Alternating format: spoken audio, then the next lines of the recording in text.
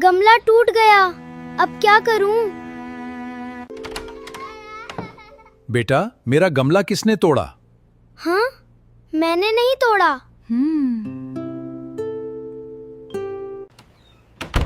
अहमद बेटा, सच बताओ, क्या गमला तुमसे टूटा था? जी अम्मी, मुझसे गलती से टूट गया था, मैं डर गया था। बेटा, गलती हो जाना बुरी बात नहीं, लेकिन झूठ बोलना सही नहीं। अल्लाह ताला सच बोलने वालों को पसंद फरमाते हैं।